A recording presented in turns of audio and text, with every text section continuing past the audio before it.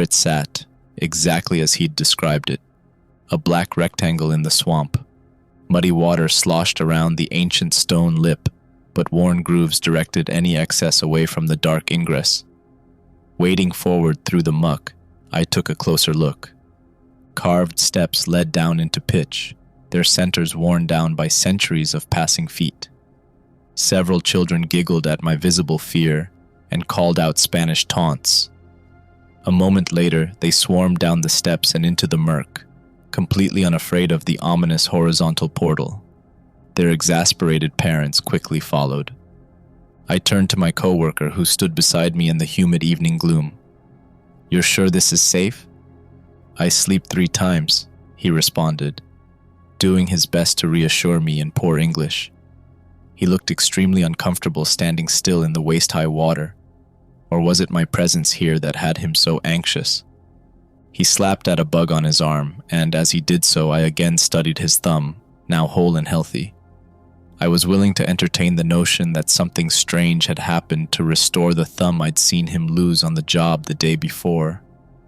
But this impossible tunnel in the middle of Florida swampland couldn't possibly have a medical miracle hidden within, could it? I prepared myself for a prank, even though my darker thoughts refused to fully take comfort. I'd seen his thumb fall. I'd watched as the poorly maintained machine had sliced right through the flesh of his hand, wondering if he'd be all right without health insurance or the ability to go to a hospital. I'd been unable to sleep the entire night. And then I'd seen him take the bandage off on the way out of work the next day, without a wound to be seen. I'd seen him flex and test his new thumb, and then hurry away before any of our other coworkers had seen the truth. My angry and confused pursuit had brought me along on this trek with many neighbors from his community. They hadn't trusted me at first, but Javier had told them I was a good guy. On his word, they'd allowed me to come with them to some sort of odd community activity. I wasn't sure I was still glad for the opportunity. Musty, chill air hit my senses as I first stepped down those decaying stairs. The smoothly carved walls seemed to grow imperceptibly tighter the further down I moved, but I forced my pulse to slow and told myself that it was just my fearful imagination. Eventually, the only thing I saw behind and above me was a dim rectangle of foggy evening swamp light. Javier stood ahead of me, waiting, and he shined his flashlight on a deep puddle at the base of the moldy stairs. I stepped across it onto damp rock. The tunnel led down at a slight angle, forming an endless rectangle of cramped space that seemed to go on far longer than I had the nerve for. As Javier led the way, I began to get the feeling that this tunnel might never actually end. A feeling strengthened by a very odd movement of air against my face that I had only begun to notice when every other sense had grown dull. There was a breeze moving against my cheeks and against my arms. I was certain of that now.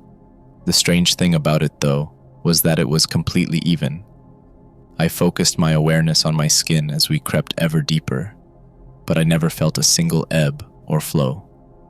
The air coming from below moved with exacting evenness, as if pushed through the earth by some vast and unknown machine.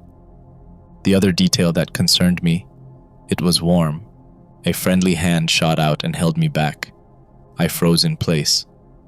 The vector of that eerily even breeze had changed, and now came from the side. I could now see a dozen flashlights moving around to my left as the families and children moved along a heavy-set ledge that curved off into darkness. "Here," Javier told me quietly, shining his light ahead to show me the hallowed place to which we had come. A few feet ahead of me, the stone ledge ceased, making way for an enormous emptiness under a massive stone dome. Bit by bit, where the beam of light fell, I made sense of the space. Utterly quiet, calmer than any church, it sat like a perfect bubble under the earth, a natural cathedral.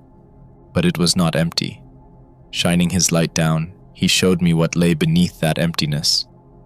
The ledge ran a full circle around the colossal space, but only inches below that scant security ran a tremendous circle of shifting shadow. I stepped closer. He pulled me back roughly. "No." Respecting his concerns, I had him shine the light down for a few moments more, as I tried to comprehend what I was seeing. The wide, curved, smooth vision below was clearly in motion, but made no noise. The longer I looked, the more I became certain that it had to be water, a monumental amount of water, spinning and circling down into a massive whirlpool. The shape was obvious, and the substance familiar, but my ears heard nothing. Understanding my confusion, Javier took a small rock and threw it forward. I watched it sail forth silently into that dizzying glass, frozen with anticipation. The moment it hit, the slight sound of rushing water reached my ears.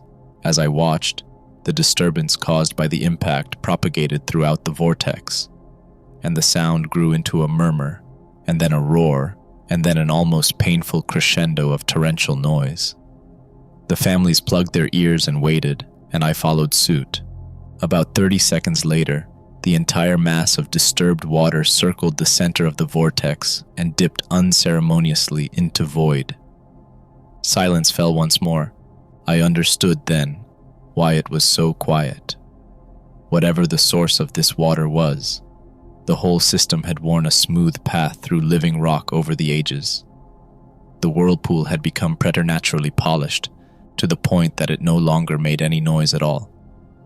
Thus we stood in complete silence, in a natural cathedral that pumped out an unending breeze. But why was it warm? "Sleep," Javier told me. "Sleep here." He pointed to an alcove a little ways from where the families and children were setting up blankets.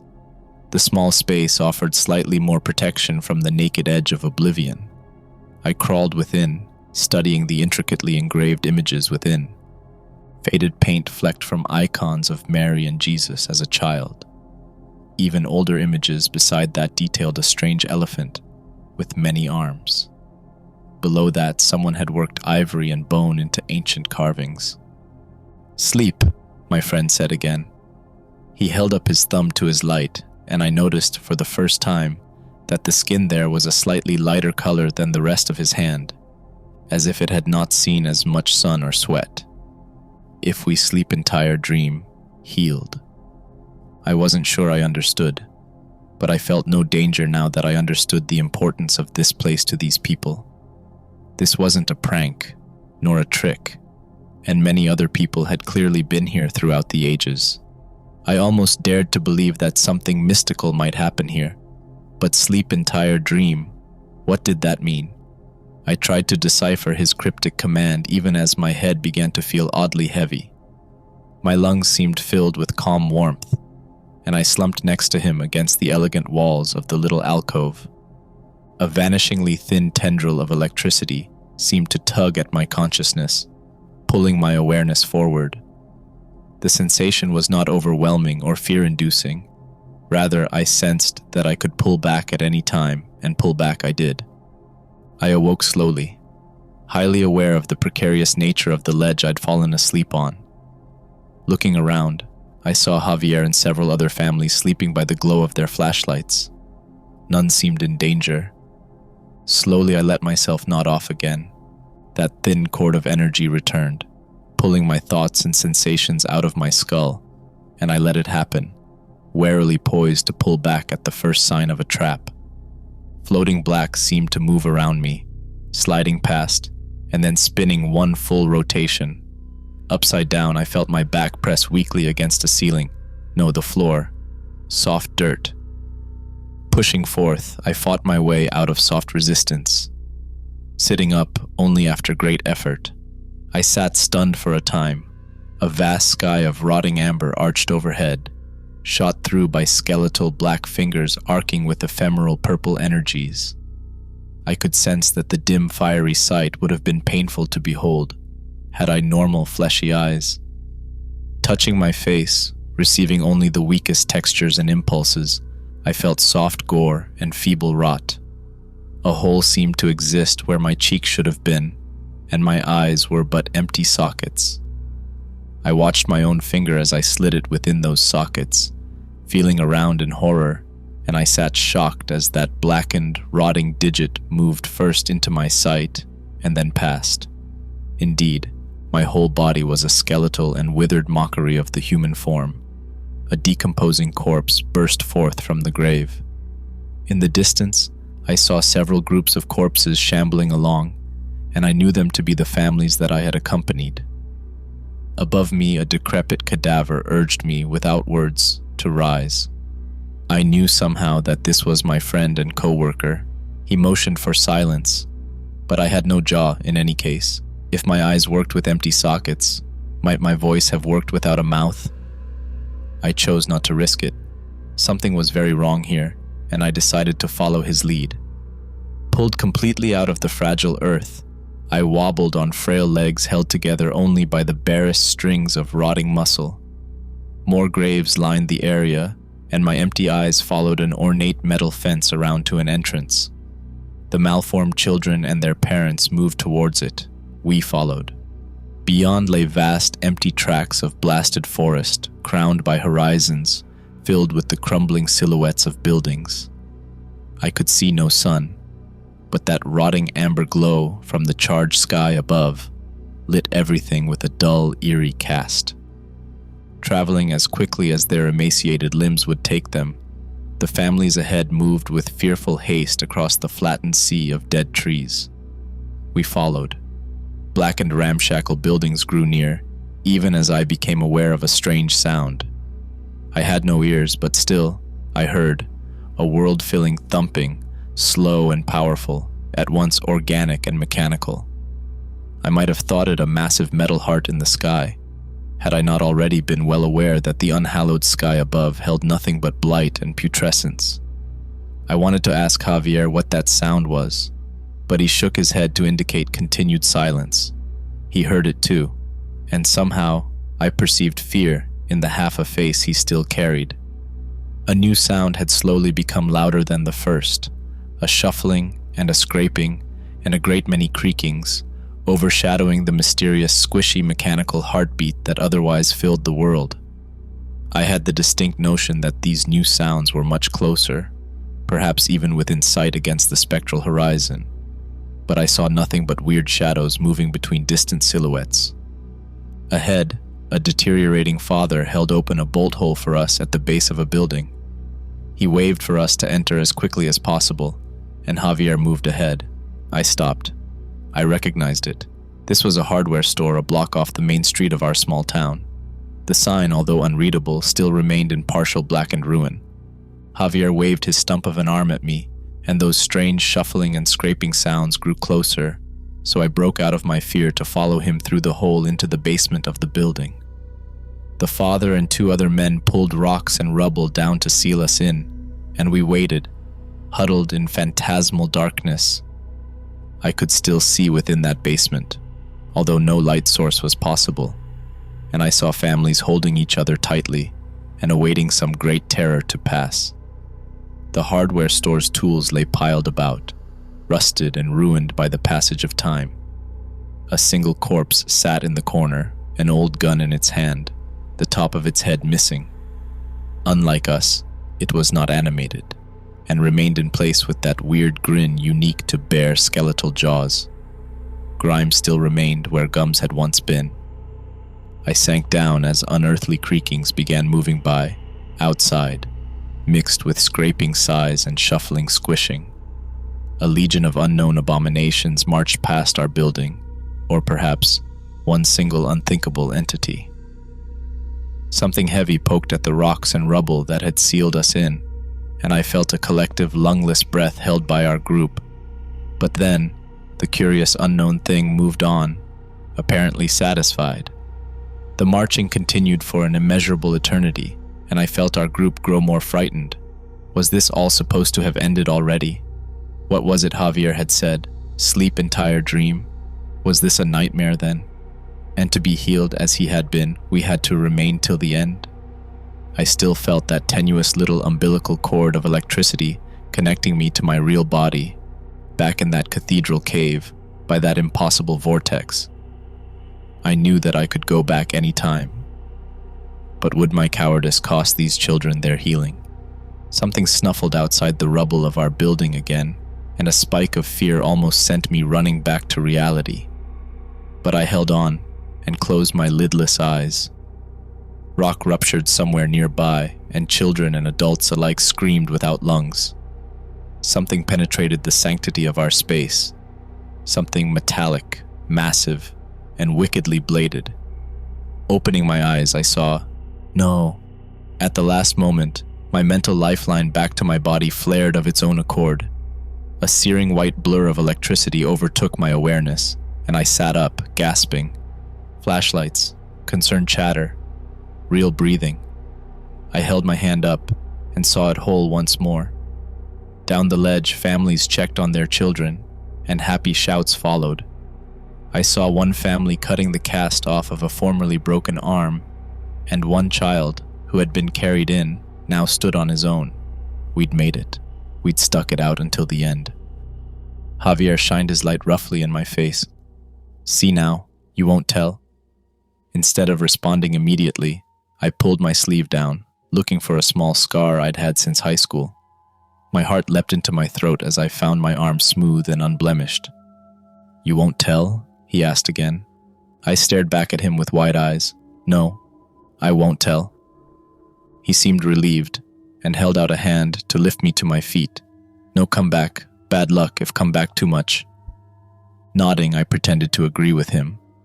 I decided at that moment to pretend like I'd been spiritually touched by the grace of that unreal place. I'd walk back with these people, thank them, and head home. Until tomorrow night, when nothing on earth could stop me from coming back here and finding out more. What force had healed these people? And me? What had that insane dream world been about? What nightmares walked those devastated lands? And where had this ancient vortex come from? And what role did it play in what I'd experienced? I resolved to uncover all these things. All this had to be explainable within the realms of science. Bad luck? I don't believe in bad luck. Joke's over, let's go home, he complained, swatting at a bug near his arm. Hugh, it's not a joke. I scanned the dim evening orange gloom. I just have to find it. He pushed up his glasses, sighed, and continued wading alongside me. Is this about your brother? I turned and glared at him, fighting a sudden energy in my arms and an urge to strike him. That heat left me as I saw a black rectangle jutting from the water behind him. He saw my expression and turned, equally surprised to find that we'd nearly stumbled right past the object of our search. It's really here. Yeah, I'm not kidding, I told him, carefully moving my raised arms as if I'd done it to remind him that my scar was gone. He shifted under the weight of his backpack, grimaced, and shrugged. You first, then. I pulled 2 flashlights out of his pack and led the way down the mossy, ancient stairs. He followed only after I shot him another glare. The unwavering warm breeze remained exactly as before, but this time I was the one in the lead. Despite the beam from my flashlight projecting out along the smoothly carved walls, pockmarked ceiling, and damp floor, and making decent illuminating headway into the hazy darkness ahead too. I still felt rather vulnerable. Javier's warning murmured at the back of my mind. What bad luck could I bring down upon myself by trespassing here? There didn't seem to be any holes, traps, or other dangers. Without the reverence, fear, and gaggle of children that had come along last time, the cramped walk went faster. I knew to look for the sudden ledge and held Hugh back as we emerged into the massive domed chamber. There it is, I told him, shining my light down at the eerily silent whirlpool. It's really here, he breathed, clutching the intricately carved walls out of fear of the edge. He glanced up at an ancient mural.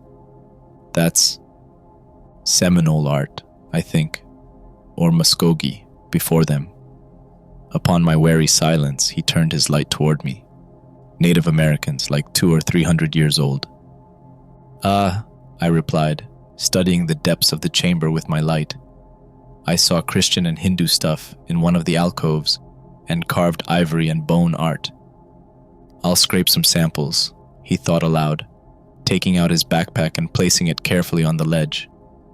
Bending down while still gripping the wall, he carefully searched through jars he'd packed for this purpose. Shivering a bit, though probably not from cold, in that oddly warm breeze. He pulled out a rope. "Tie this around something, will you? I don't like walking near this crazy, instant death whirlpool thing." I snorted. I hadn't really thought of it like that, but I guess that's what it is. I picked up the rope and stepped past him, unafraid.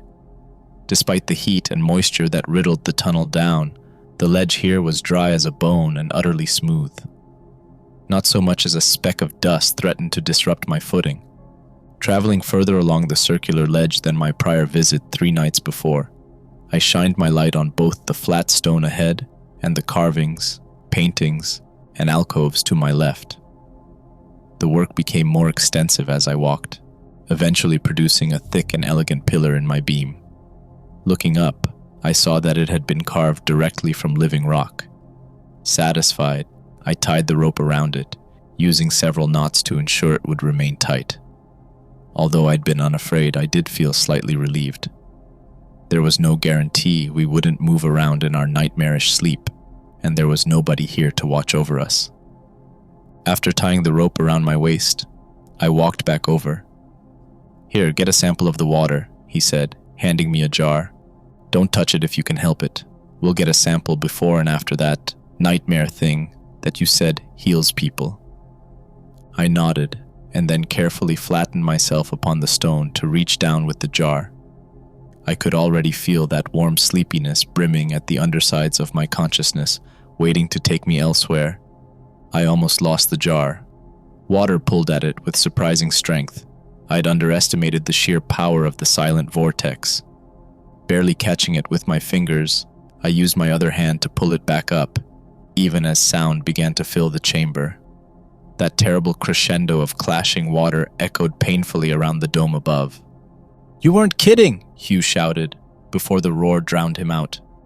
We hunkered down for 30 seconds, releasing the hands from our ears only after the disturbed water fell into the center of the whirlpool and moved off into depths unknown.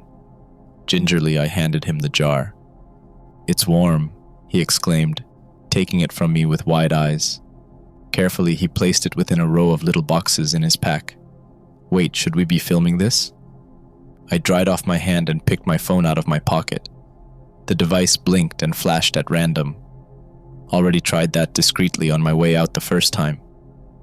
"You should turn it off then," he advised. "That'll ruin the battery." "It is off." He frowned but said nothing else. Nothing remained but for us to sleep and experience the nightmare trial. After tying the free end of the rope around himself, Hugh clambered into an alcove behind a pillar beyond the one to which I'd anchored us. "Can't be too safe," he joked, masking anxiety. "I've been known to sleepwalk." I looked around the massive space and down at the wickedly strong vortex. "Try not to do that here." He gave a half-hearted smile and then sat back against a chipped painting of a Buddha in a vast, faded purple garden. I almost laughed at how he'd unknowingly mimicked the cross-legged image, but thought better of saying anything further. Quietly, I sat across from him in the alcove and let that subtle tether of energy flip my awareness upside down and into unknown spaces for the second time. This time, I was ready for the kick, and I pushed up through soft dirt with hands that seemed stronger than before. Muffled shouts came from my left, and I scrambled across orange-lit earth to dig him out from his grave. A moment later, I lifted his animated corpse from below, surprised to find him still wearing a rusted version of his glasses. He pushed them into place on his decayed face and looked above, his sight first caught by the rotting amber sky as mine had been. Black fingers of void still tore through that sky, arcing with curious purple flashes and bolts, though I couldn't be sure if it was exactly the same as before. Did the nightmare always start with the same setting? Or was this an ongoing place that changed as the days passed?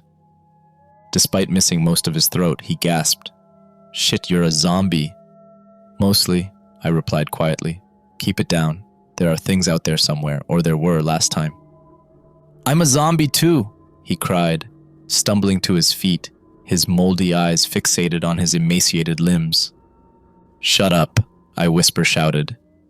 "But not your hands," he pointed, staggering back. I held them up to the leering amber sky. He was right. Although dirty and bloodied, my hands were in far better shape than the rest of my corpse body. In fact, I could feel more sensation through them. Where the rest of my body felt hollow, distant, and feeble, my hands felt almost alive. The water, I realized. I touched the water with my hands. Corpse Hugh calmed down as he focused on what he was good at, thinking. Why didn't the people you came with do that then? Why didn't they touch the water to make them stronger here? I shook my head. No idea. They seemed almost afraid of getting near it. A massive shadow moved on the horizon, even as I once more became aware of that thumping, organic, and mechanical heartbeat making vast undulations in the world around us. I could tell Hugh was terrified, but I motioned for silence and began moving before he could panic again. We had indeed begun at the graveyard again, although with many less people in our undead company. Broken gravestones littered the area, each overgrown by long dead bushes and weeds. I briefly considered digging up one of the graves and checking if the bodies of Javier and his neighbors were still here even though their minds were not. But I could almost feel those unhallowed creatures moving about on the horizon, coming our way. I clutched the graveyard's gate with one hand, momentarily stunned by how real it felt. Rusted metal moved rough and uneven against my hand, feeling every bit like an actual ancient gate. Heated breezes slipped between the bars, and I felt every flow along the skin on my hand. Was part of me truly alive? Worried, I bent down, took a piece of stone, and used it to scratch my palm. It hurt. Dropping the stone, I carefully opened the gate, taking care not to make it squeal too loudly. Worry surged through me. My hands were stronger, but was I more vulnerable? I very strongly did not want to get caught by those horrible things on the horizon. But now I realized there was another concern. Did the creatures here learn from previous visits? If we headed to the hardware store basement, would they find us immediately? An ice-cold wind moved across my hands, only to be replaced by heated breath a moment later. I looked out across the vast landscape of blasted forests, dead trees, and crumbling buildings, but I saw no reason for the chill. Holding my hands close, now more fearful than I'd expected, I decided to abandon the previous plan. "Let's go this way," I whispered. Hugh turned his gaunt face toward the town proper. "Isn't the hardware store that way?" "They found us there last time," I told him, hiding the fact that the creatures had been slightly too late, despite finding us. "Let's go the opposite way while they look there." Accepting my answer, he stumbled along behind me on rotted ankles. I felt stronger and more capable than my previous visit. Choosing routes around piles of dead trees and snapping branches out of our way with my healthy hands, I took us toward a range of hills in the distance. Silhouetted against amber and vaguely cast in dim orange, they sat crowned by the remnants of suburban houses. I was certain we could find a place to hide there, and, more importantly, the hills were in the opposite direction of the wet, dragging, and shambling sounds approaching the town. Reaching the muck-buried streets of that suburb, we delved deeper into the maze of houses, finally choosing one that seemed more intact than the rest. Within sat the eeriest sight I'd yet found, an almost normal living space, complete with decently in-shape appliances, pictures stuck on the fridge, and a dusty but unbroken bed. For some reason, I'd expected corpses to be lying under the sheets, but the house was empty. Hugh wavered by the fridge, the back of his exposed skull turned toward me. "Who do you think the people in these pictures are?" he asked. "Do you think we could find out and visit them? What if their house looks exactly like this now? It's a nightmare, who cares? I mean, what if whatever happened here is going to happen soon?" I opened the basement door and studied the sturdy room below in the odd unlight that had previously illuminated the hardware store basement. "What, like this is the future or something?" "It's our town." "How would that work, though? In their nightmare, did ancient Indians see the same thing as us?" I asked. "Native Americans," he said absently. "Let's go," I insisted, seeing distant shadows play on the windows. Still lost in thought despite not having a brain, he followed me downstairs and helped me stack things on the stairs to seal ourselves inside. The marching and shuffling sounds outside grew louder, soon accompanied by that unholy squishing that set even my withered teeth on edge. I wondered, how many of these things were there? Were they around the hardware store now too? Or did they have some sense of our presence? If they didn't, what were they doing? Did nightmare creatures just wander across these horrible landscapes? Hugh sat motionless, ready to leap back into reality at a moment's notice. But I noticed that, this time, there were no snuffling noises, as if whatever had sniffed us out the last time was not present in this contingent. Just as that tendril of electricity in my head began to flare, I heard a massive crushing impact somewhere outside, and the basement shuddered. I awoke with a start, as did Hugh. While I turned my flashlight on my hand and found that I had a scratch on my palm, he staggered to his feet, pulled off his glasses in wonder, and stumbled right into someone. Looking up, I realized that a couple families had come down while we were sleeping. They'd had no idea we were present, but we'd completed our nightmare trial just as they'd arrived, and a small child staggered on the edge. A father leapt toward him, and a terrifying moment passed in slow motion. But it wasn't enough, and the child fell into the water below with a splash. Several women screamed, and Hugh shouted. Men followed the child with beams of light in a panic, looking for an opportunity to grab him. In moments, Hugh untied himself from the rope, intending to throw it to the boy. I stood, realizing that I was already tied to both a pillar and the rope. How many seconds had passed? 10, 15. Counting in my head, I ran forward and leapt from the edge. The warm breeze intensified in darkness, before I held my breath and shot down into battering waters. Immediately set upon by terrifyingly strong force from all directions, I forced my way to the surface, thankfully lit by a dozen flashlight beams. "Akwi! Akwi!" shouted several men, running around the edge to point at the child sinking deeper toward the center. I saw him flailing around in terror across the vortex from me even as I began picking up speed myself. The shouts of those around me faded as the water's roar grew louder. Breathless, overwhelmed, and weakening as I pushed against the torrential waters, I realized I would never get across to him in time. There was only one chance, and I could see it. The pitch-black void at the center of the whirlpool, from whence that strange warm breeze emanated, and into which all light vanished. There was no time for thought. I pushed straight toward the center and fell forward into open air as the boy fell toward me.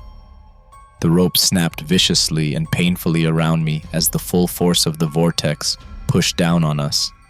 But I caught him and held him fast. Unable to breathe for all the liquid ripping down our bodies, I held on for dear life. It only took a few moments, but being pulled up felt like an eternity. I could feel the hands of the community at work, pulling our rope back, and I held the boy tightly against me, my eyes fixated on the void below, deep down, incredibly far down, impossibly far down, straight down that vortex, deep in whatever unknown spaces in the earth the waters went. Something glimmered with an almost electrical snap. The light lasted only for a split second, but I knew I'd seen it. Pulled slowly up to the ledge, I handed the boy off, and then collapsed on unyielding stone. As the disrupted waters fell away into that impossible darkness, I began hearing the people around me again. Shouts, cheers, claps on the back. But I processed nothing. There was something down there. I had to get down there. After Hugh's tests on our samples, we would have to return with proper climbing gear. As I lay there soaked in warm waters, a strange energy creeping into my muscles and awareness, I began thinking up the arguments I would need to convince him. I gave him one swift push, sending him reeling into the murky waters surrounding the rectangular stone portal. As if in response to our struggle, the rain sliding down from the night-shrouded trees overhead intensified. "Stop it!" Hugh cried, pulling him up from the swamp. "You're not accomplishing anything by hurting him. He doesn't even know where he is." He was right, but that fact didn't produce an iota of compassion in me for my drug-addled older brother. I stood knee-high in the muck, fighting increasingly violent urges. For a moment, I just let water run down my face. "Take him down there," I finally spat. "It won't matter soon enough." Hugh glared back at me and helped him stumble awkwardly down into darkness. "It won't matter," I said to the pattering rains, my chest heaving as I came down from anger. Hugh was proof enough that no injury I caused would matter. His unfettered glare had been all the more pointed without glasses in the way. Glasses he no longer needed after a single visit to the strange cavern under this muggy swamp. He'd been concerned at that healing, because nearsightedness is not a defect, as he'd complained several times over the week it took to find my brother's rotting shack. It's not a cut or a broken bone, it's mostly genetic, and it's not obvious that a misshapen eye is something that needs fixed. Not obvious to an inanimate force, he'd meant, as he'd continually tried to define what healing even meant in specific terms. Were cells reconstructed and placed in perfect alignment with the body? How did the force at work determine which cells were needed and where? What happened to mass that needed to be taken away, like scabs, dead tissue, or tumors? What mechanism enabled all this? And what power source? I had no answers for him, not yet. All I knew was that something massive resided miles below that vast, silent whirlpool, and I had to see it for myself. I could feel it even now, in the form of a subtle electricity running up through the rainwater pouring into our tunnel and radiating out through the swamp's sloshing mire.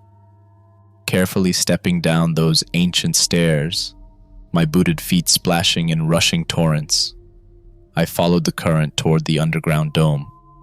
A constant roar filled the place as the stream of rainwater beneath my feet poured past the ledge and into the vortex, disrupting its smooth flow. Shining my flashlight around, I traced the mist, spray, and rough waters, making sure that we were not in any extra danger. Although the pool was choppy, the circular ledge around the base of the dome still seemed safe enough. I put my hefty pack down, but hesitated just before I put a bit of cotton in each ear. I had the oddest sense that the hallowed chamber was almost angry somehow, as if the ongoing roar was a shout of trespass. Shaking my head, I cast aside the ridiculous notion. It was just rainwater and chop. Hugh was convinced there was some sort of intellect at work here, but I'd felt no overt consciousness in any of our explorations. If something down here truly was aware, why would it sit underground for centuries, healing random visitors through nightmares? The idea of an actual living intelligence at work just didn't seem plausible to my instincts. We'd come later at night than ever before. There would be no surprise visitors while we slept. Traversing the entire circular ledge for the first time, I shined my light into those turbulent waters, looking for the source. I finally found it pouring from a natural and barely visible opening exactly at the lip of the vortex, an angled channel that perfectly enabled the circular spin that had so exactingly carved the silent whirlpool over the ages. I stood above that channel, studying the elaborate art of long-dead visitors that had also found the source and thought to enshrine it. Among a series of religious icons, faded paint depicted a hill crowned by crumbling structures. After a few moments' study, I frowned. I jumped toward the wall and turned as something touched my back. Hugh held up his hands and light in surprise. "Sorry," he mouthed, his words lost in the roar. He pointed toward a carefully placed flashlight, and my semi-comatose brother waited down in an alcove across the gulf. "We're ready." I nodded, but did not tell him about the painting I'd seen. He would never go back to the nightmare with me if he knew what had been depicted. I walked back round with him and took up position next to my brother. I fell asleep under that curious, heavy influence while my eyes were still half open, my sight taking in my brother's sunken purple sockets, drawn skin, and decaying teeth. He already looked half the corpse he was about to become. This nightmare trial and impossible healing might not have been what our mother and father wanted for him, but they weren't around to protest. Dirt fell away from me like so much splattered rain as I forced my way up. Healthy, strong, and even feeling empowered, I burst forth from my grave with a fully living body, exactly as Hugh had feared. I wasn't afraid. Although I was vulnerable, I felt strong and capable, and more than able to evade whatever slimy things moved around in the dark of this otherworldly haunt. Except it didn't look anything like the nightmares I remembered. Momentarily stunned, I stared around at a world cast in completely different color. Where once rotting amber marred by black fingers had hung overhead, I now saw flaring yellow and searing cerulean. Squinting against the pain, I stumbled over onto the next grave, just in time for a decrepit version of my brother to erupt from the dirt in a panic. Hugh arose next to him. "It's like I thought, you're fully here because you jumped in the water." "What the hell is going on?" my brother asked, lifting his bone and blackened flesh arms. "Am I finally dead?" Still squinting against the painful glare bombarding me from every direction, I shook my head. "Dan." He stared at me. "Why are you here?" "Do you still feel the lifeline?" Hugh asked me, concerned. I nodded, keeping my head low and my eyes half closed. "I'll go back the moment I sense trouble. I have no intention of dying here." "So we're alive?" Dan asked, his bone-bare jaw moving with his words. "I don't feel high or sick. What did you give me?" "Nothing," I growled, stumbling to my feet. "Stick with Hugh and don't wake up until this is over." "Why?" "Just listen to me," I shouted at him, not caring if my voice traveled. I couldn't see shadows moving on the horizon. I couldn't see much of anything in the burning wastes outside the graveyard, but I wasn't about to assume we were safe. Peering up with watering eyes, I studied the sky. "What do you see?" Hugh asked, helping my brother to his partially missing feet. "It's not what we thought," I forced out, taking a few steps forward. "Take care of him. I have to check something." Before he could protest, I broke out in a run. Knowing that I only had a limited time, I slipped through the graveyard's gate and bolted across the blasted forest wasteland at a pace multiple times faster than my corpse body had ever managed. I could see now that the felled trees were not simply rotting where they'd fallen. They'd been burned. Their blackened trunks caved and crumbled as I leapt across them. The pattern of burning was curious. I took a short moment to study the char and the liquid-like patterns carved along them. It was as if every trunk had been harvested by acid rather than fire. I slowed for just a moment as that horrible sound began reaching my awareness, that monstrous heartbeat in the sky. But this time, the detail and intensity were far greater. I could hear nuances of breathy mechanical pulsing in between the heavy, squishing drumbeat that sounded every few seconds, loud enough to subtly vibrate the very earth beneath my feet. Looking down, I frowned. I still had my shoes, and all my clothes for that matter. Hugh had come last time with rusted glasses, but my clothes were nothing worse than dirty. The landscape was brutal and painful, filled with debris and sharp rocks, so I was thankful for my shoes, but it still seemed odd. Had the water of the vortex affected them as well? Had I come in the same clothes as last week? I couldn't remember. And there was nothing in the water anyway. As far as Hugh's tests had shown, the jars we'd taken had held nothing but dirt and water. Nearing the hill crowned with ruined houses, the suburb we'd taken refuge in last time, and the subject of the painting I'd seen, I looked back toward the horizon from whence the unknown nightmarish creatures usually came. With better eyesight, I saw something seething all across the distance. Not just silhouettes, but weirdly colored shapes moving against flaring yellow and searing cerulean. Blinking against the pain, I turned and ran on. I had a very specific question in mind, and I raced to the house we'd hidden in last time. The same dusty kitchen remained within, complete with pictures and appliances. Pulling drawers and throwing open cabinets, I looked for anything that might have a date on it. but all the paper in the house had molded over with a light orange dusting that I thought better of touching. Peering at the back of the photos on the fridge, I saw it creeping along the paper there as well, as if everything even slightly organic was being eaten. My eyes lit upon a little black rectangle on one of the chairs in the kitchen. A phone.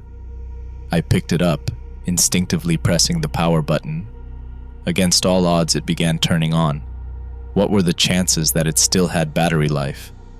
It lit up just long enough to flash the time and date screen, then blinked back off, the last of its power drained.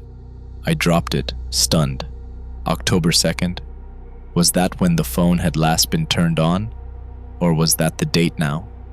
The painting on the wall of the vortex chamber confirmed that this was the same nightmare every visitor had always had.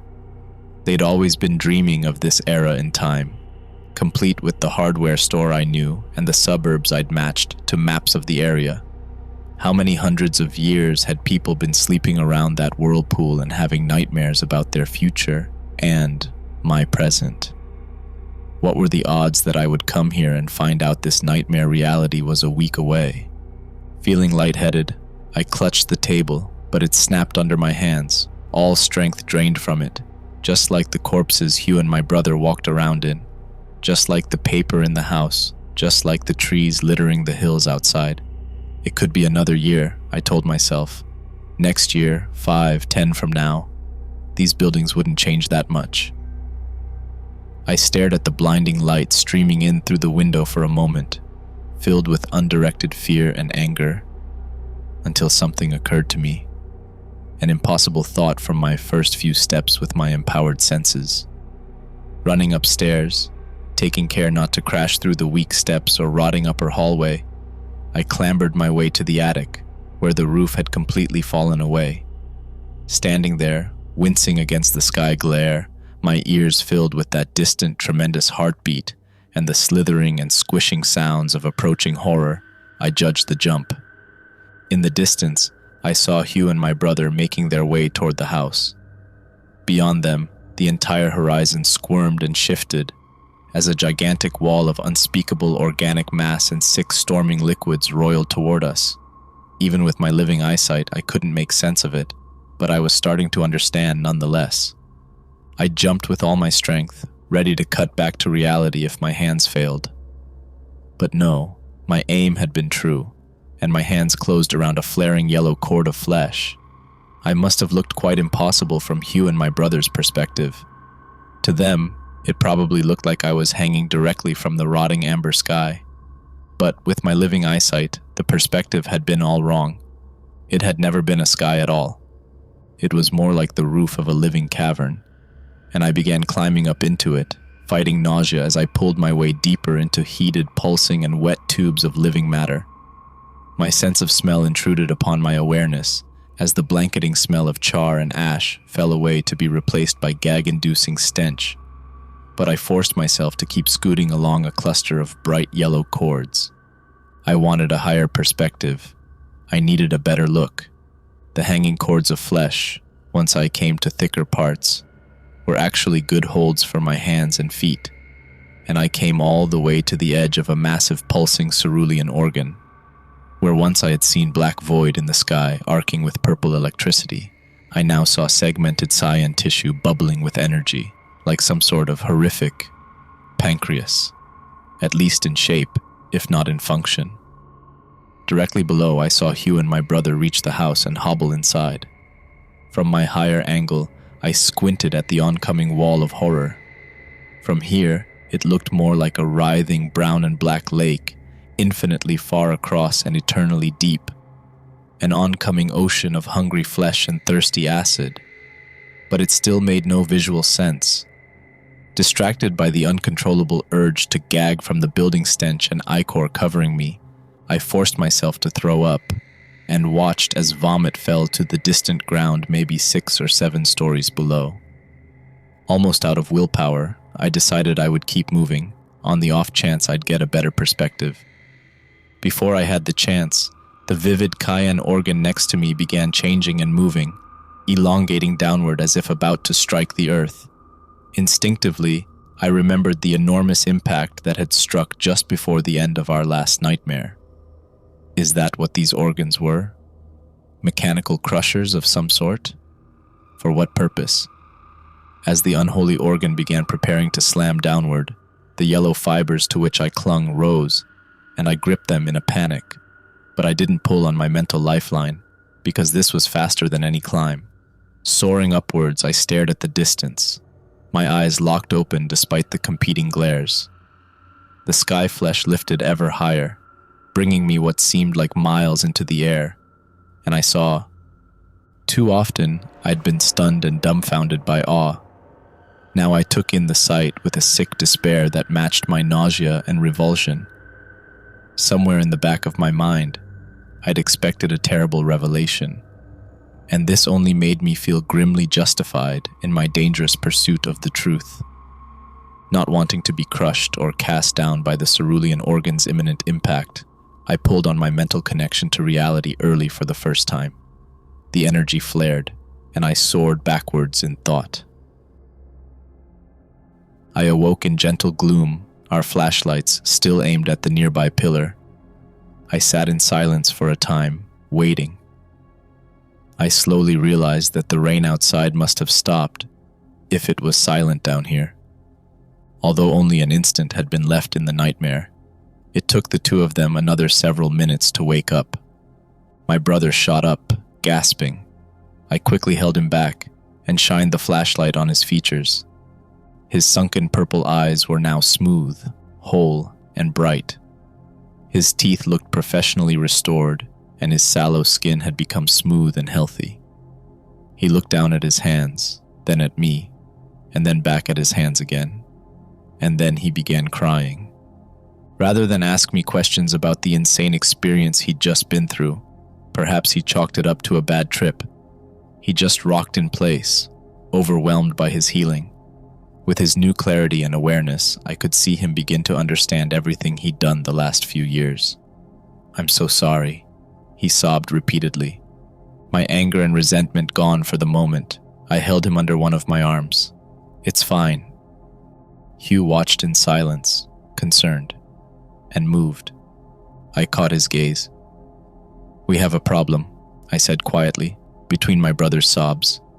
He nodded, as if he'd expected my words. "What were you climbing on, in the sky? What did you see?"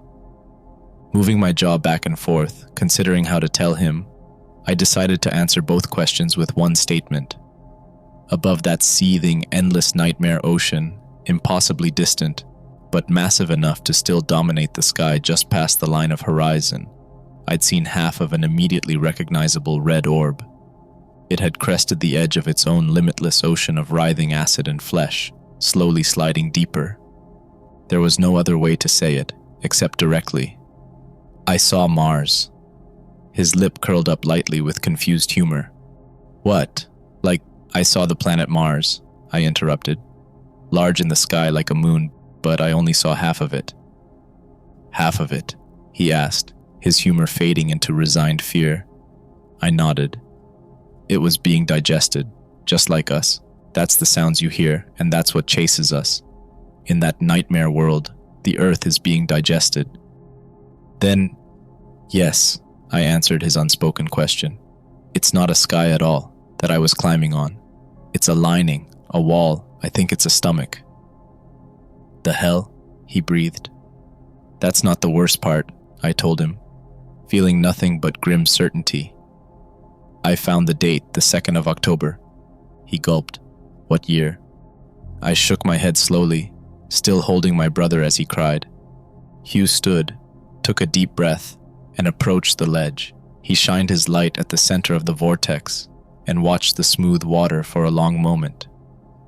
"We gotta get down there. That's what I've been saying." He said nothing further, his gaze locked on the whirlpool's center. I knew what he was thinking, for I was thinking it too. The scale of the threat in that nightmare world was beyond belief, beyond comprehension, and beyond any resistance by a few individual men. Yet something beneath this healing vortex was connected to it, and there was still time to find out why. Somehow, In an ancient cave under the earth, hidden by darkness and swamp, there still remained an unknown hope. Though how a hidden source of quiet healing might be related to a monstrous solar system-eating abomination, I had no idea. I looked down at my brother now that he had finally quieted. This wasn't part of the plan, but things had become far graver than I'd ever expected. "Dan, I need your help." "I'm not good for anything," he mumbled. "You don't have to do anything except come with us," I insisted. "Hugh and I can't do this alone. We brought all the climbing gear we need, and we're going to climb down there, and we're going to figure this all out. There's nobody else I can trust with this, and there's no more time to try to convince anyone else. I need you to be here, and I need you to do this." He hesitated for a long moment, but then nodded weakly. "Is this really happening?" "Unfortunately, yes." I stood and walked over to my pack to begin pulling out climbing gear, bit by bit. Hugh pulled his pack from the alcove and began doing the same. Our preparations went as quietly as the vortex by which we stood, and as silently as the unknown force which awaited us below. I ran through the swamp, carrying more gear stolen from the construction site at work. Our first 2 attempts had failed, as the hole had been far deeper than we'd expected. Filled with anxious energy, I rushed back through waters lit by the rising peach light of dawn. The tunnel opened up before me, and I climbed down ancient stairs and between close rock walls. I had the oddest sense that the tunnel was getting slightly smaller with each visit, but it had been here for hundreds of years, so it must have just been my imagination. I felt a brief panic at the thought that it might somehow close and trap us under the earth, but forced myself to ignore the thought. Coming out into the massive dome above silent, spinning waters, I noted Hugh's and my brother's progress. They'd managed to hook up cables between several opposite pillars, forming a framework to unspool a line straight down from above the center of the vortex. They'd also set up several lights powered by a small generator, so for the first time, I got a good look at the entire dome chamber. Dropping 2 heavy coils of cable and slinging my backpack down, I circled the ledge. The dome above was covered in engravings and paintings from many different cultures. Apparently, we would not be the first to climb around this cavern. I doubted that any men of the past had climbed down into the center of the whirlpool, though. Aside from the obvious respect most had for the place, the whirlpool's dark center was only barely wide enough for a person now, and would have only been narrower before the grinding work of centuries of flowing water. "Think we've got enough line now?" Hugh asked, carrying one of the coiled piles to our winch. I thought about it for a moment. Hugh had gone the first time, and I'd gone the second, but neither of us had physically reached anything of note. "I think so. Last time I saw the flickering light again, and it wasn't too much further down." My brother grabbed the other pile of cable. "I should be the one to go this time." "I want to go again," I replied. He pushed up against me aggressively. "You don't trust me." Years ago, my older brother had been taller than me, but he was now half an inch shorter than I, and extremely thin, besides. Whatever intimidation factor he'd once held over me, it was long gone now. "It's not an issue of trust. I want to see it for myself. I have to." "It's fine, Dan," Hugh added. "We probably still don't have enough to reach the bottom anyway." He backed off, still sullen. Wasting no more time, I strapped on the climbing harness and hooked myself up to the cables we'd set up. A few minutes later, after checking and double-checking everything, I donned some gloves and climbed out to the center. Hanging there directly above the center of the vortex, I still felt chills. It looked, for all intents and purposes, like a black hole feasting on light and water. I'd been down once before, but that didn't make this second moment of anticipation any easier. Slowly, they began lowering me, passing the point where I'd fallen out and caught a buoy. I watched the tightly curved vertical flows as they rose around me like crystalline walls. The center of the whirlpool remained at a slight downward angle for quite some distance, ever so slowly closing in on me and keeping the waters aligned long after I'd descended into darkness. Breaking out my flashlight, I shined it around. checking the smooth, silent waters nervously. There was nothing to see, really, but that didn't stop part of me thinking this was a monumentally dangerous idea. There was no mental lifeline here to drag me back to some other reality. This was real, and I was being lowered down a deathly shaft with absolutely no chance for survival if the cable failed.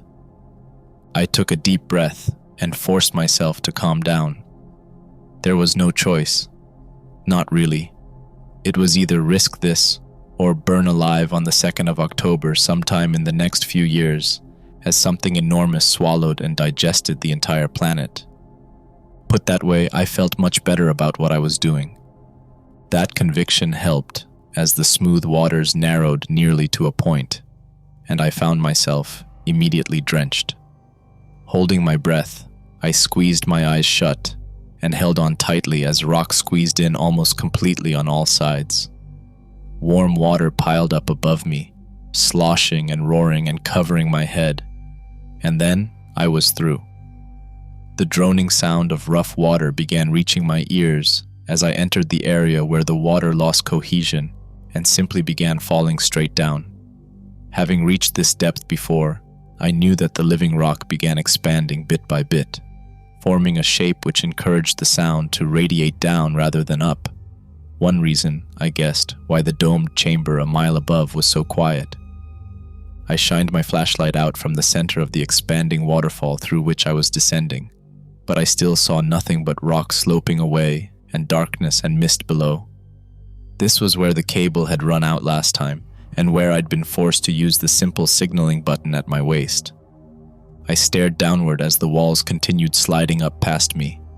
The falling water became a heavy, droplet-filled mist, lifting some of the water's pressure from my shoulders. There, some sort of white light arced past in the darkness below, far more clear and close than the vestiges I'd seen when I'd grabbed that boy. I knew immediately that I was going to reach it this time. Shining my flashlight down, I watched, breathless, as my hanging feet approached something solid.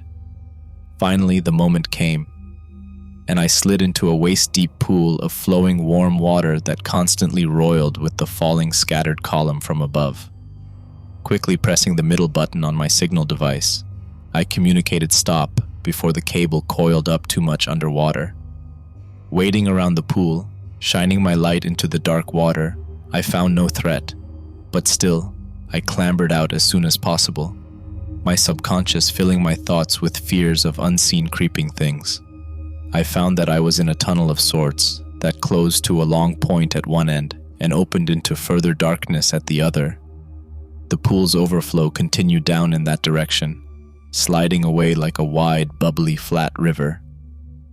Unhooking myself from the harness, I sat on mossy rock for a time, thinking about what to do next. It was oddly warm down here, and I'd never seen moss this far underground. Didn't they need light? At that thought, the arcing energy I'd seen twice radiated again. I watched, stunned, as a cord of bright white electricity flared out from the darkness, through the pool, and up toward the pointed end of the tunnel.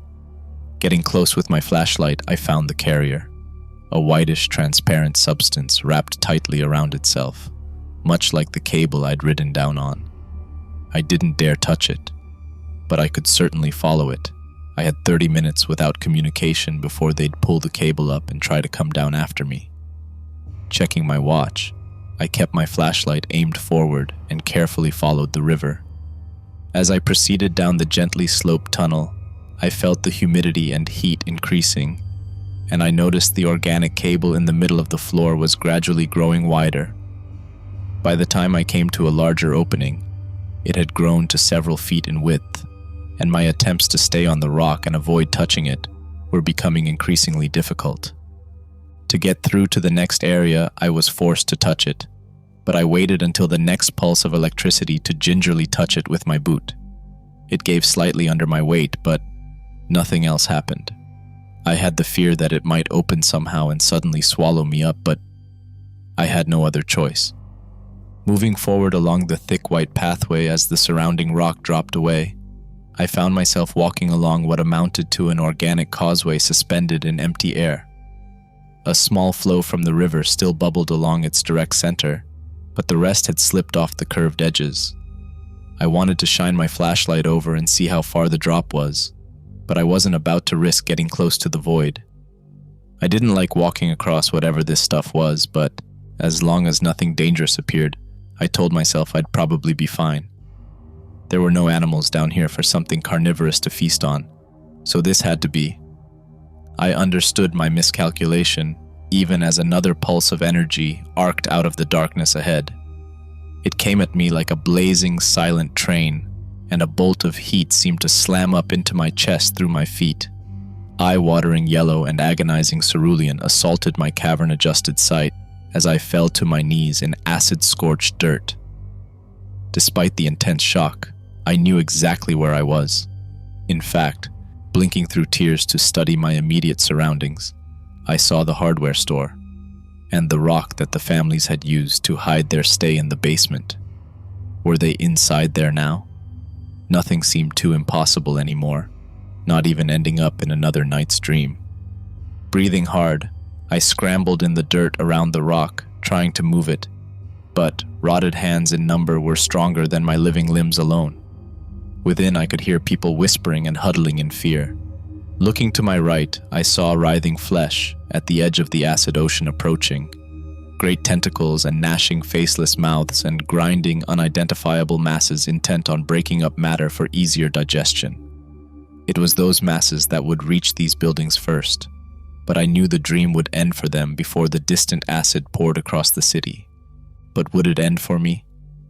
Terrified, I ran, bolting through the charred town. I had no love for the place. Not really, but to see it like this, to see the melted bodies in the streets and the burnt state of restaurants I recognized and fast food signs I passed every day. Looking back, I saw a building near the hiding families collapse, throwing its pointy metallic roof down at an angle to crash into the side of the store. It was the same dream, my first. I remembered that inexplicable metal barb very vividly. Was I then the source of the scuffling I'd heard outside? To distorted, rotting ears, had my hard breathing sounded alien and terrifying, and the dream had ended just after. White flaring energies receded from my awareness, and I fell to my knees in blessed humid darkness. The pulse's light faded as it continued on down the line, and I realized that I'd only been gone a split second. I stared down at semi-transparent white bridge of organic matter, shining my flashlight within. It seemed filled with unidentifiable lines of darker tissue and weird nodules. I'd thought something strange might be down here, but this... Had I just crossed time and dimension purely by touching the edges of a pulse through this... thing? I stood suddenly, my brain piecing something together. The nightmare experiences above. Did some minuscule bit of connection travel up the waterfall, up the vortex, and into the air of the chamber above? Was the connection so small, there, that only those sleeping could truly connect with it? I'd felt it in the swamp, the night of the rains, when the water's trail had connected up all the way to the surface. Moving on with increased determination and grim curiosity, I followed the ever-thickening bridge deeper into the void. The cavern walls fell away until my flashlight found nothing on any side except impenetrable black. Warm breezes appeared, filled with an ungodly stench that forced me to pull out 2 bits of wet cotton and plug my nose lest I pass out from sheer nausea. I sensed an incredible space opening before me, but I saw nothing until another pulse of light came. This time, I had the opportunity to see the source. An enormous burst of blindingly white light coalesced miles before and above me, as much like a flickering sun as anything else I could think of. It filled a quarter of my sight, despite being miles away, and I knew that this had to be the source of the strange power here. The colossal sight simply defied belief. A pulsing star under the earth, briefly lighting a tremendous cavern, and then sending out its energy like so many tracers. Tracers which extended in 1,000 directions, left, right, up, and down. One of those pulses of electricity came at me, traveling along my living bridge with ghastly speed. It was only by virtue of my extreme distance from the underground celestial object that I had any chance to react at all, and react I did. Fallen to my side while I stood in awe, my flashlight illuminated a surface that had come up to meet my living bridge, and I leapt for this surface without truly considering my actions. As the pulse flared past harmlessly, I plopped into some sort of goo and then slowly squished down further under my own weight. Again, overcome by fear of unknown lurking creatures, I scrambled up onto firmer ground, which offered no comfort at all. Still squishy and wet, I shined my flashlight at it. This was no cavern floor. I crawled along gray flesh, patterned with wide corrugations several feet across. I had the distinct impression that this was some sort of horribly large brain matter, and I stumbled to my feet out of disgusted horror. I sought to wipe my hands, but I was already covered in thick crimson liquid that shared the coppery pungent scent of blood. In fact, shining my light around, I noted rivers of the stuff moving slowly among hills of brain matter. A fleshy living nightmare landscape under the earth, lit by distant pulses of unholy living light. Pressure twisted around my heart and around my head, my pulse racing with absolute panic. This was... God, I had no idea. I literally had no idea, no guess, as to the insane nature of the place I'd found. It seemed like blood and brain matter, but it wasn't a brain, nor a body.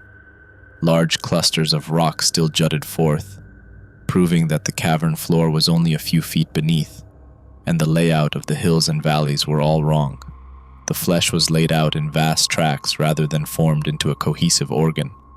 What the hell was the purpose of this place? What could it possibly be?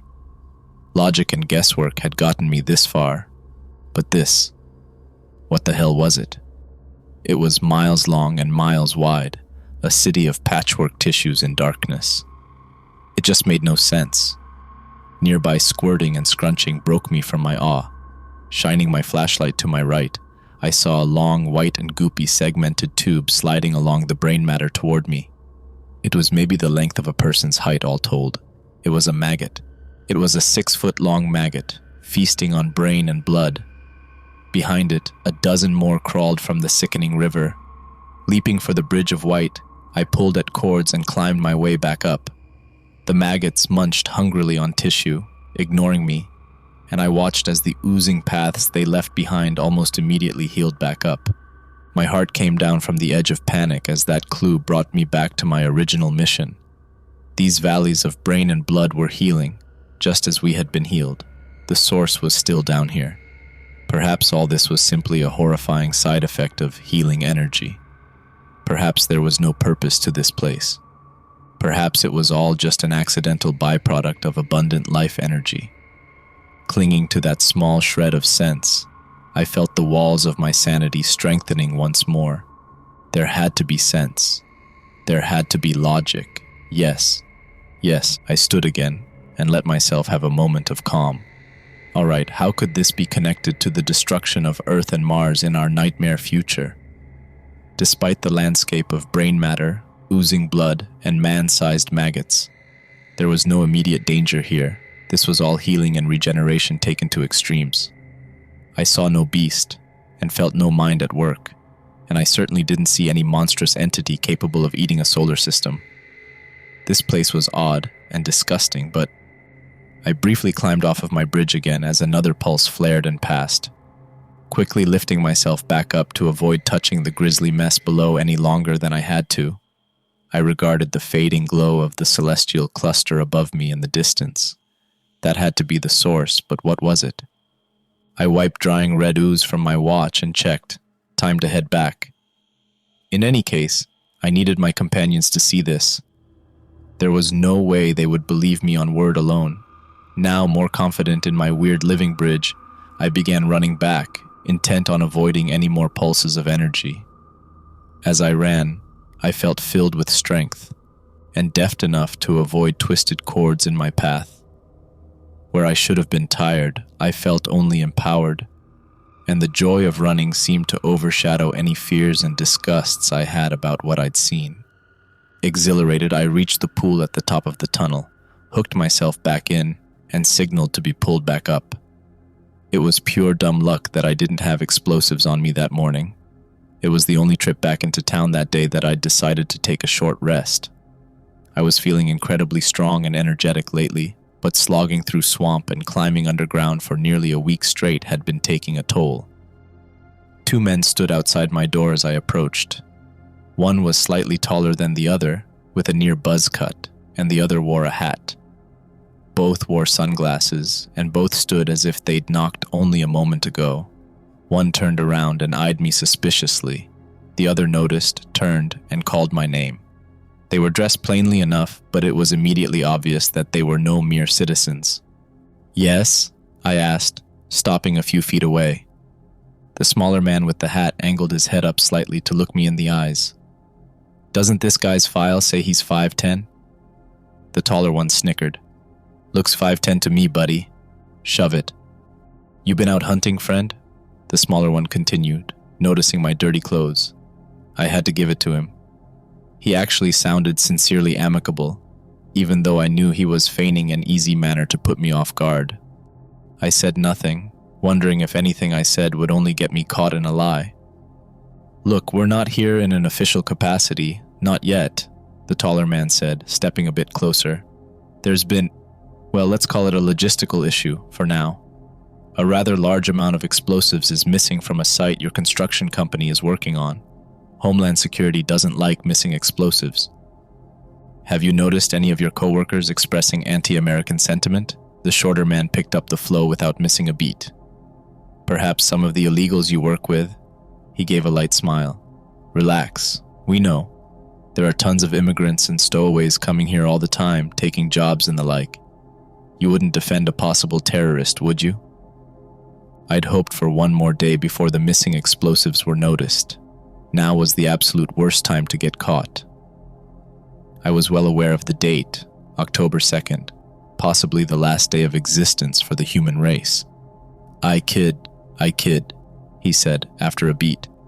"But in all seriousness, if you have anything to do with those missing explosives, you should tell us now. It'll go easier for you. Your boss said you've been taking work off sick this week. You don't look sick."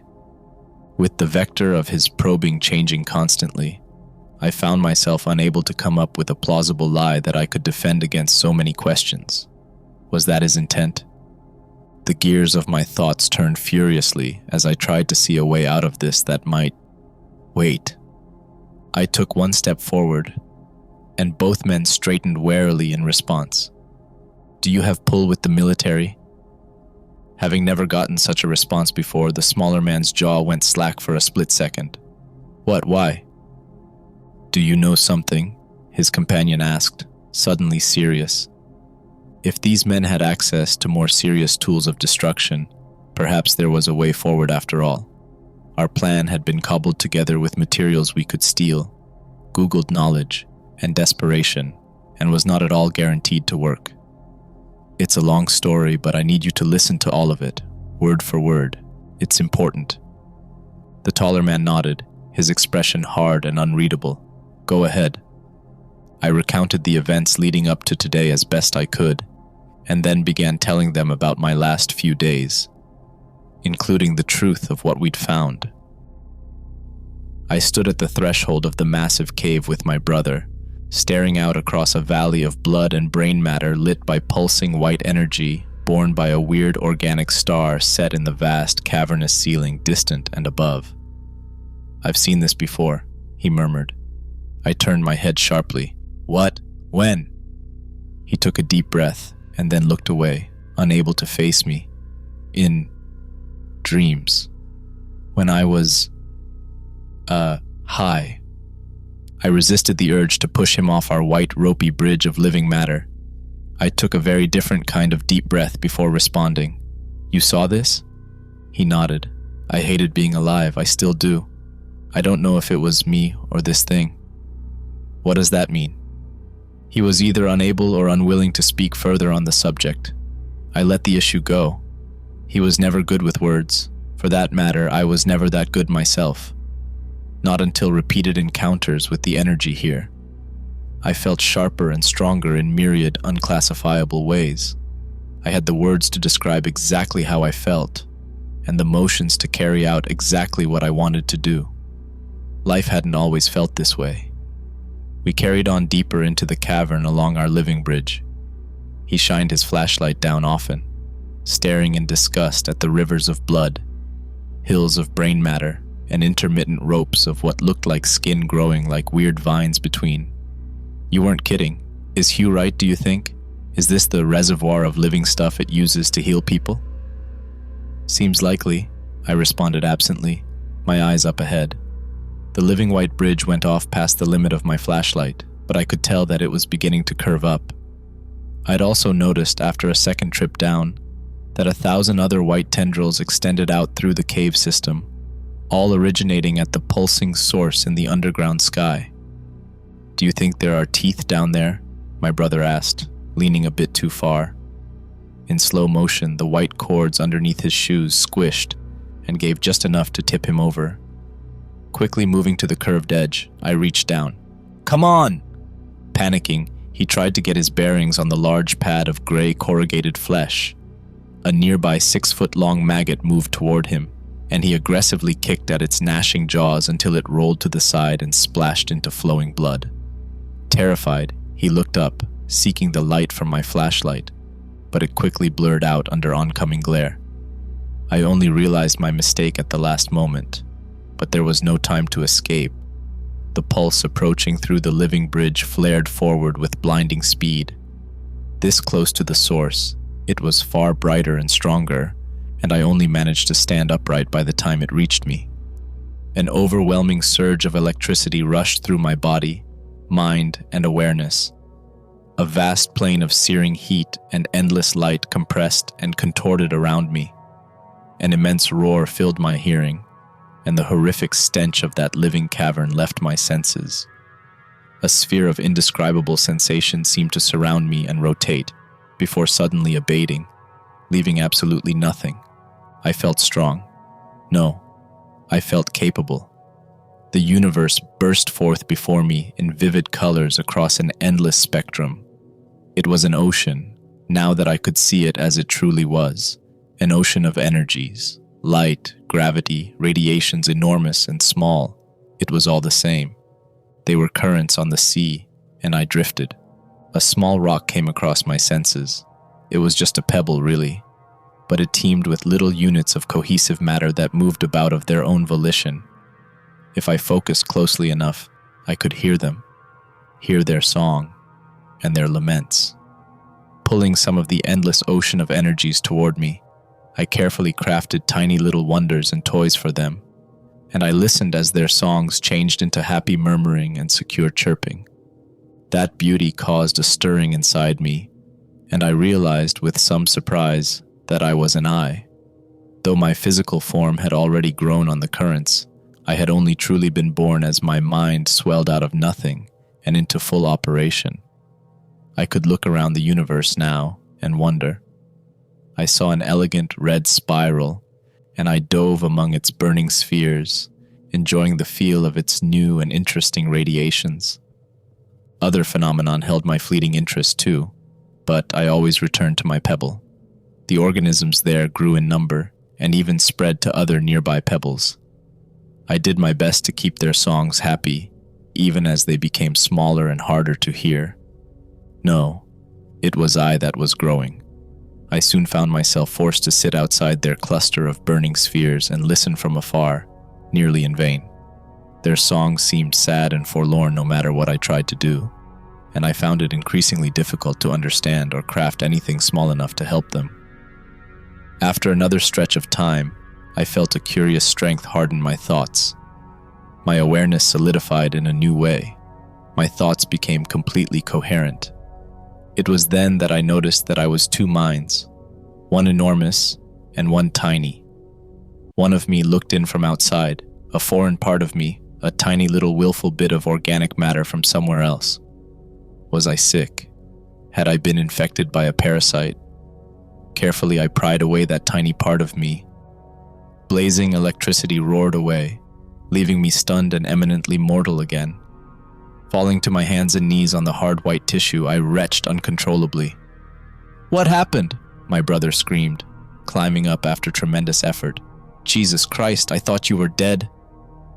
Wide-eyed, I stared down at my vomit pooling on the transparent white membrane between my closed fists. Arcing energies danced around in my head and across my body, fading with each passing second. My brother kept shouting at me, but I heard nothing, my mind burning from the impossible things I'd experienced. "I saw it," I choked out, my eyes watering from the fiery pain in my throat. "I saw it." "Where?" he asked, then amended his question. "What was it like?" I shook my head. "I'm not sure what it looks like. I was part of it. I felt what it felt. I think I watched it being born. It was huge, even at the beginning, and grew bigger than a galaxy, but it never ate planets. In fact, it helped people, I think, and I'm pretty sure it loved them." I managed to look up at my brother, but he just stared at me in confusion. I knew what I had to do. "Go back to the cables," I told him, wiping my face and mouth before standing. "I have to find out more." He shook his head. "You can't do this alone. I can't guarantee that it's safe. Then let me do it alone. Nobody'll miss one less druggie." I glared. It was clear he wasn't going to listen to me. He never had. "Then wait right here, avoid the pulses, and make sure to get me if I pass out or something." "Where are you going?" "Up there," I told him, heading up the curving living bridge and moving toward the source. "Stay here." Finally, he did as I asked, and I started running up the thickening mass as it grew to nearly 20 feet wide, precluding any danger of accidentally falling off. It didn't seem to get much wider in diameter ahead, but it did start rising up at a sharper angle. As the next pulse approached, I bent down on one knee, preparing.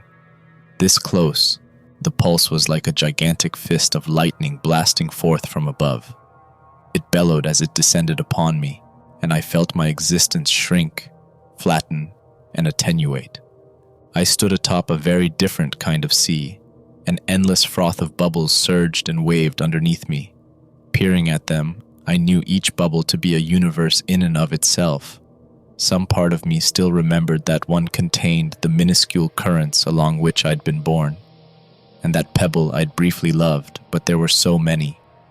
And violence was the order of time now. Countless others like myself, my kin, in a way, raced along the waves with me, the front line already fighting ahead. An incalculably enormous entity towered above us, flailing blindly, destroying my kin and universe bubbles alike across dimensions untold. Indescribable, ungeometric weapons crossed the gulf between defender and destroyer, wreaking havoc, but the unsighted and instinctively vicious response was equally as devastating. Angrily, I noticed my childhood parasite had returned, and I spared only the slightest energy to cast it away once more. Like a receding tide, the lightning fell away and continued on away from me, leaving me sick and feeble on my organic white slope. The feeling faded almost immediately, and I found myself filled with strength once more. In fact, I felt healthier and more capable than the moment I'd arrived. Heated energy filled my veins, and I took off straight up the slope even as it became more climb than run. At that pace, it didn't take me long to reach the curved, transparent wall of the source. It towered above, below, and to the sides, a gigantic, irregular sphere made of some unidentifiable matter that transmitted electricity in pulsing internal cords, many times the thickness of a man. I held my hand to that surface directly, just in time for the pulse. I sat in shrouded darkness, wounded and burning. A deep bitterness consumed me even faster than the flames. Why should I alone have survived? I hadn't intended to run, hadn't intended to flee to the darker wheels, only been cast there by injury and the currents. I'd seen, at the last, that universe that had held my favored pebble cast asunder by the mad, blind flailing of an entity that hadn't even known we were at war with it. We who had sailed the tides of the multiverse, annihilated by a being with neither consciousness nor conscience. What cruel design lay behind this construction of existence? What was the point of awareness, of living, if everything was simply going to be destroyed at the random, unseeing whims of hungry and violent forces beyond comprehension? What nightmare was this that gave birth to such entities? I noticed my little parasite again, marking my third encounter. For the first time, I stopped to regard what this truly meant. Where was I from? Sifting back through our memories, I saw a pebble much like the one I had played with in my infancy. How had a single organism, a speck of dust, come to be part of my mind 3 times? A year, time, the concept as the speck marked it, a vector, 19.5 billion years hence, in a universe not yet even born. I could hide there and heal, a guarantee that my hiding place would be safe from random flailings of mad gods, given that this speck still existed there, and there would be ample life and materials to consume to seed a regeneration. It didn't matter that I'd once cared for beings like them. This existence was a cruel torture, either designed by sadistic evil or crafted blindly and without awareness.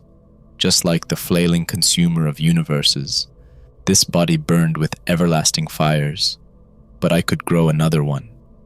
It would require a long dormancy and a compression of mind and memory, but my regeneration core would rebuild all of those things in time. It would find a system, seed life over the millennia, and grow enough biomatter to spark the first stages. Carefully plucking away the tiniest mote of my inner self, I flung it forward, directed at the real location and time of my little parasite. I began tumbling back down the dendrite bridge, away from the core, my mortality restored. It was a dendrite, I knew now, because this was the tiniest piece of a massive brain. It was a piece designed to regenerate and heal, and that is what it had always done. It was what had healed those who connected with it. As the dormant, compressed mind within lay dreaming of the day of its awakening, dreaming of the day that it would rise up, consume our solar system and more, and regenerate into the titan it had once been. And that bitterness it felt, had it seeped out into the nearby world, just like those healing energies? Could I even blame my brother, if the cynical bitterness of a defeated god had taken him down the terrible path he'd followed with his life? My very skin flaring from residual neural energies, I ran back down the nerve tissue bridge, braving one more pulse along the way. "I know what it is," I shouted at Dan as I finally got closer, the insane discovery brimming on my lips and waiting to be yelled forth. "It's a neuron." "A neuron?" he shouted back, watching me rapidly approach. "Aren't those supposed to be, like, really small?" "Human ones, yes," I panted, coming up to him. "But the thing this neuron is from is bigger than you can imagine. We're going to need explosives." "You could have just told us it wasn't you," the smaller man laughed. "If you write a book, I'll buy it," his companion jibed. "Jesus, you've got quite the imagination there." Taken aback, I glared. "I'm serious, that day is today. It's under that swamp right now," and they both just laughed some more. All right, we know you didn't take the explosives, funny guy." Still exchanging disbelieving comments with one another, they walked past me, got in a black car, and drove off. Still unsure whether to feel angry or relieved, I waited until I was sure they were gone before heading back to the swamp. I hadn't figured that telling them was anything but a long shot, but still, if only they'd listened. I soon slogged through shin-high water at a rapid pace, barely feeling the noon sun. There was no time to waste. I thought I heard the whine of a jet for a moment, which was unusual for the swamps, but I could see nothing through the scattered tree canopy overhead. I ducked down the ancient stairs and crept along the cramped tunnel for what I knew would be the last time. As the domed chamber opened up before me, I saw Hugh pacing back and forth near our lights. The system we'd rigged up had been used, and one cable hung down through the center of the whirlpool. He saw me and ran around the edge. "Your brother's down there," he exclaimed, grabbing my arm. "We couldn't get any more detonation wire in time, And radio would never make it through the rock either. I didn't guess what he was up to until he was already down there. I let those words sink in for a moment. He's going to detonate the cavern ceiling himself. Hugh stared at me with wild eyes. I'm so sorry. It's not your fault, I breathed, pushing past him to hook myself up to another cable. Send me down. All right. I imagined what I might have said to my brother if I'd had the time, and what he might have said to me at the last. But I'd only ever been too angry with him, and I never got the chance. You can't just get magically healed and then go on like you never did anything wrong, he might have said. What happened to Mom and Dad wasn't your fault, I might have insisted back. It didn't matter who was driving. It would have happened the same way. I know he would have just set his jaw, ignored me, and detonated the explosives we'd set up anyway. But it didn't matter. I still wanted the chance to say it. I should have said it long ago. In the web of fate we seemed trapped in, past, present, and future locked into solid state. Whose fault was anything? Had this defeated God's bitterness caused my brother to do drugs that night?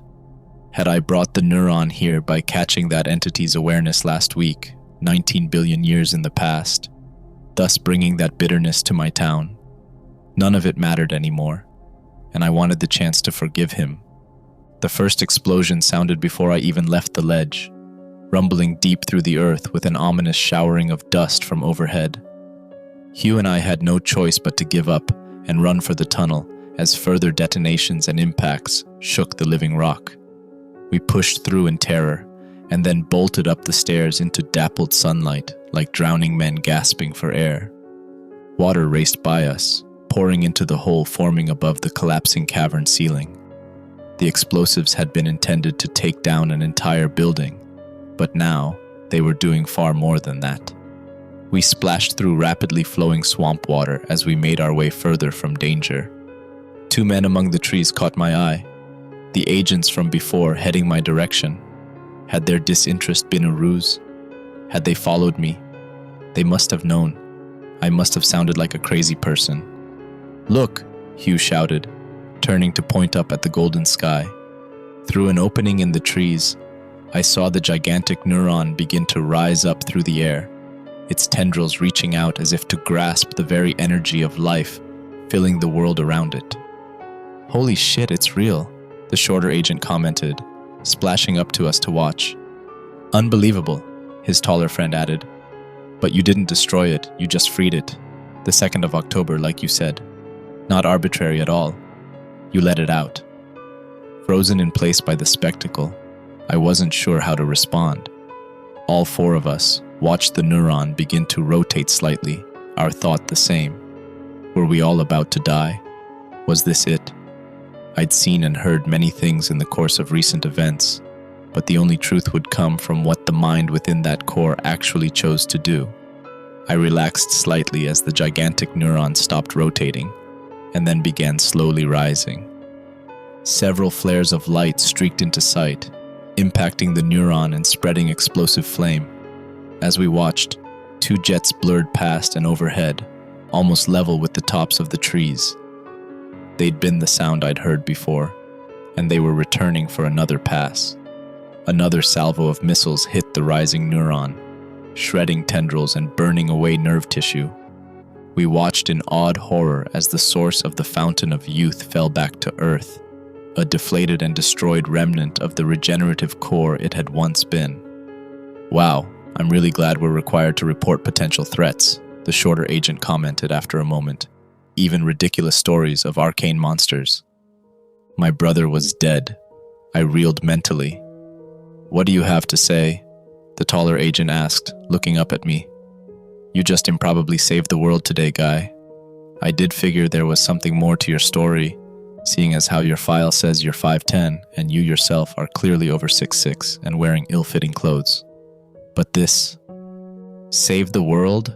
I asked, dazed. You idiots. It was going to try to grow more of its kind and take a better approach to fighting that thing that eats universes. What? They asked. Hugh nodded, aghast. I clenched a fist. There was one more pulse on the way back. I convinced it not to consume us. It wasn't coming up here to destroy the Earth anymore. It was going to help us. You've doomed us all. Both agents frowned. The smaller one gulped. So, what do we do?